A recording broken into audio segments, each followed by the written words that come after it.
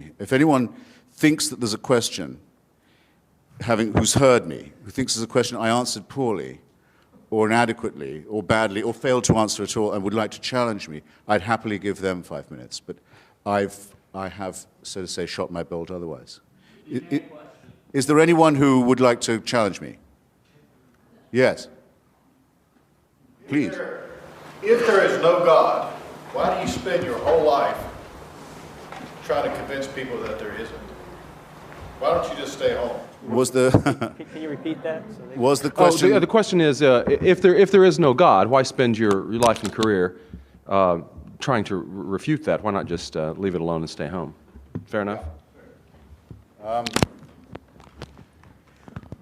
Well, it isn't my whole career, for one thing. It's become a major preoccupation of my life, though, in the last 8 or 9 years, especially since September 11th, 2001, to try and help generate an opposition to theocracy and its depredations internationally. That is now probably my main political preoccupation, to help people in Afghanistan, in Somalia, in Iraq, in Lebanon, in Israel, resist those who sincerely want to encompass the destruction of civilization and sincerely believe they have God on their side in wanting to do so. Maybe I will take a few minutes just to say something that I find repulsive about especially monotheistic, messianic religion. With a large part of itself, it quite clearly wants us all to die.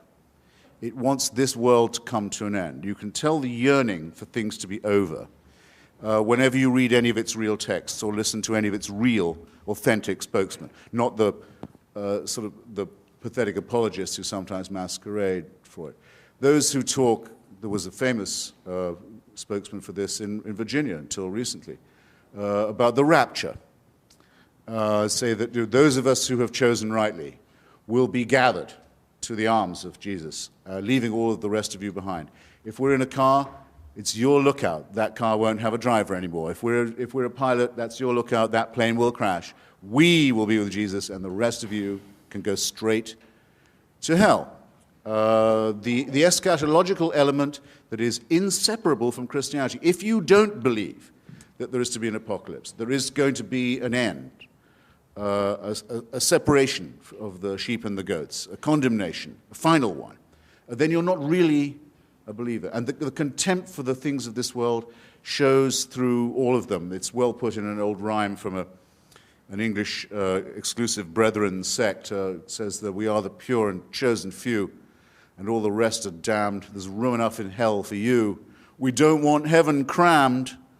You can tell it when you see the extreme Muslims talk. They cannot wait. They cannot wait for death and destruction to overtake and overwhelm the world. They can't wait for what I would call, without ambiguity, a final solution.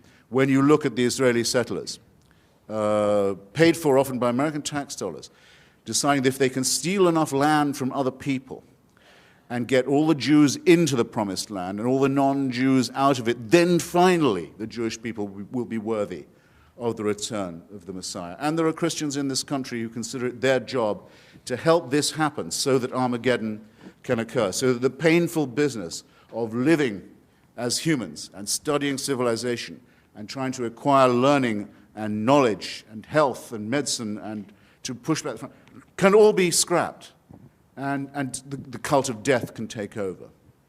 That, to me, is a hideous thing in eschatological terms, in end times terms, on its own, a hateful idea, a hateful practice, and a hateful theory, but very much to be opposed in our daily lives, where there are people who sincerely mean it, who want to ruin the good relations that could exist between different peoples, nations, races, countries, tribes, ethnicities, who openly say they love death more than we love life, and who are betting that with God on their side, they're right about that. So when I say, as the subtitle of my book, that I think religion poisons everything, I'm not just doing what publishers like and coming up with a provocative subtitle. I mean to say it infects us in our most basic integrity. It says we can't be moral without Big Brother, without a totalitarian permission. It means we can't be good to one another. It means we can't think without this. We must be afraid. We must also be forced to love someone who we fear. The essence of sadomasochism. The essence of abjection. The essence of the master-slave relationship. And that knows that death is coming and can't wait to bring it on. I say this is evil. And though I do some nights stay home, I enjoy more the nights when I go out and fight against this ultimate wickedness and ultimate stupidity.